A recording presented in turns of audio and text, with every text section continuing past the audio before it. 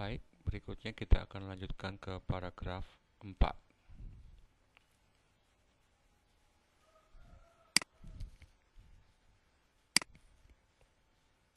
Oke, silakan dibaca dulu.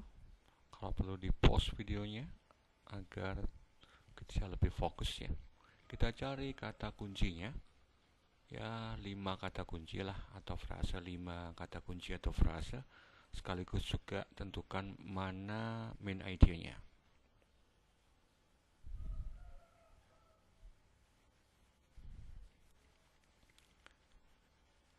Oke, di paragraf ini penulis mencoba menyampaikan pertanyaan yang ketiga yang dia sebutkan. Kan tadi ada 3 pertanyaannya. Yang pertama sudah, yang kedua sudah. Nah, ini yang ketiga. Finally, there's a questions of what would happen if a second wave occurred once restrictions were lifted. Jadi ada keraguan dari penulis. Apa yang akan terjadi jika nanti gelombang kedua itu muncul? Ya, ketika pembatasan itu sudah dihentikan, diangkat ya. Jadi dia bayangkan nanti kalau sudah nggak ada lockdown lagi, terus serangan kedua muncul ya. The only way to be sure the public will be fully protected is with effective antiviral drugs or vaccine against the virus. Jadi harus dipastikan ada vaksin atau obat yang sudah mampu untuk mengatasi virus tersebut ya. Sementara saat ini itu belum ditemukan vaksin yang bisa efektif ya, jadi mungkin masih diperlukan beberapa bulan ke depan ya. Jadi jika ingin jika kita ingin menghentikan lockdown sebelumnya ya, jadi kita juga harus memastikan bahwa ada strategi ya, yang efektif untuk meminimalisir, untuk mengurangi resiko dari secondary pandemic ya, pandemi yang berikutnya ya, gelombang pandemik yang berikutnya, secondary pandemic wave, yang mungkin bisa jadi menyebabkan kematian juga. Oke, jadi teks ini membahas tentang kecenderungan kemungkinan dari gelombang kedua muncul dan apa yang akan dilakukan atau terjadi. Ini kata kuncinya ya, second wave, vaccine, drugs. Oke. Masih di paragraf 4. Oke.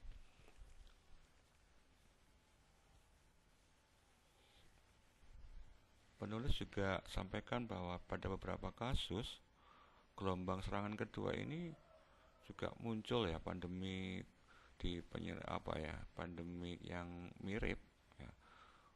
Pada abad yang lalu itu sudah muncul 4 kali ya. Jadi tidak hanya 1 kali terus selesai, ternyata gelombang kedua bisa muncul ya. Bahkan sampai bisa membunuh ya, lebih banyak daripada gelombang yang pertama.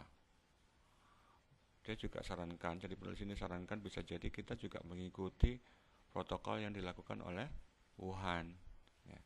Jadi walaupun sudah nggak ada lockdown misalnya, tapi dia terus melanjutkan social distancing dan juga melindungi the most vulnerable, jadi yang yang kecenderungannya lebih rentan ya terhadap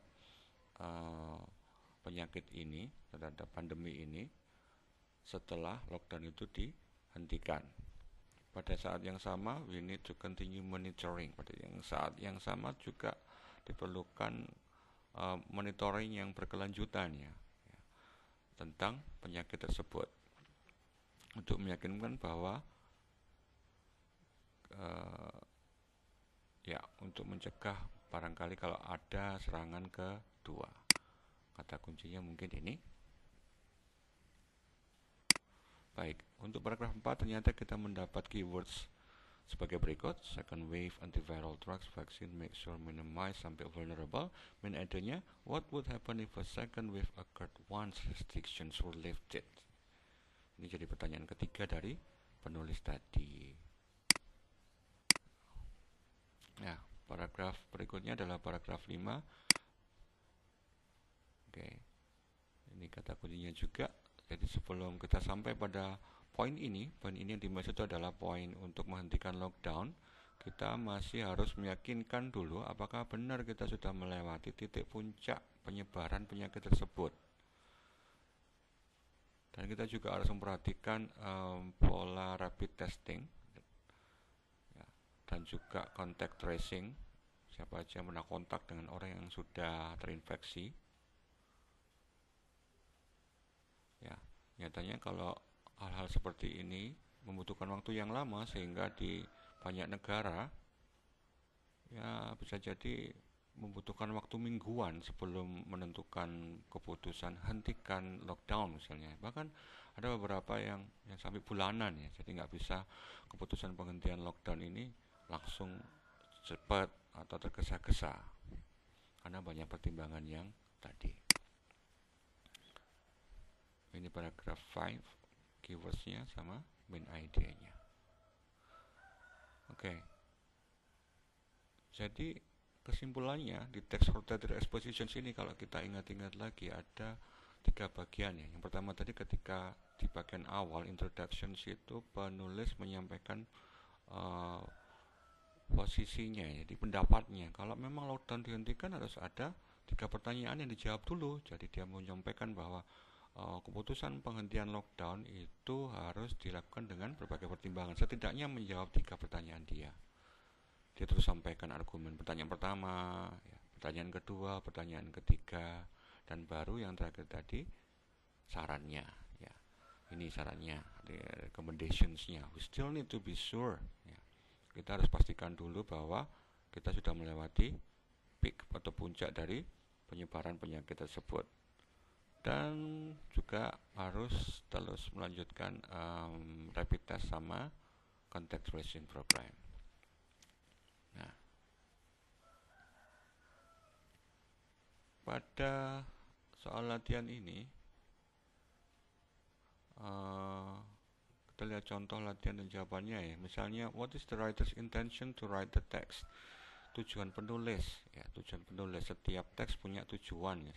Kalau ada dari expositions itu tujuannya adalah to persuade, seperti kita sampaikan di awal tadi. Jadi main idea-nya paragraf 1. Clue-nya ada di main idea paragraf 1 tadi ya. Petunjuknya ada di paragraf 1 ya. Kalau ditanya intentions atau purpose misalnya, itu perhatikan paragraf 1 dari text qualitative expositions. Nah, jadi tujuannya adalah to convince ya, to persuade, bisa jadi to argue, untuk meyakinkan, mempengaruhi, atau berdebat ya, berargumentasi bahwa ada beberapa pertimbangan untuk menghentikan lockdown. Ini model pertanyaan yang menanyakan purpose atau tujuan. Model pertanyaan kedua misalnya, what are the arguments that he proposes? Ya, argumen apa yang disampaikan untuk mendukung tesis tadi? Nah, ini clue-nya ada di paragraf 2, 3, dan 4. Jadi paragraf sebagai kelanjutan dari paragraf tesis tadi, biasanya kan argumen ya.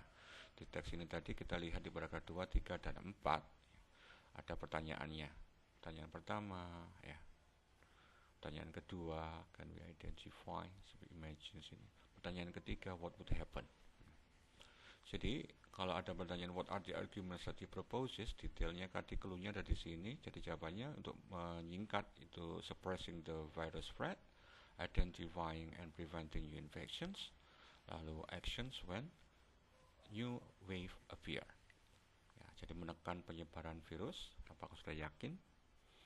Terus mengidentifikasi dan mencegah infeksi baru, dan yang terakhir actions kalau ada gelombang serangan baru muncul. Ya. Model pertanyaan ketiga adalah model pertanyaan pendapat ya. In paragraph 4 the writer mentions Wuhan as a reference. Paragraf 4 itu penulis tadi menyebutkan Wuhan sebagai referensinya. Why does he choose the city as an example? Kenapa? Alasannya kenapa kok kira-kira penulis ini milih Wuhan, kenapa? Gitu ya. Clue-nya adalah analyze, coba analisa faktanya, and decide your answer. Jadi kita trace back lagi, kita ingat-ingat lagi bahwa Wuhan sangat terkenal karena pertama kali muncul wabah ini dari sana. Ya. Di sekitar Desember 2019 dilaporkan dari Wuhan itu banyak orang yang menderita sesak nafas dan meninggal tiba-tiba dan semacamnya. Ya.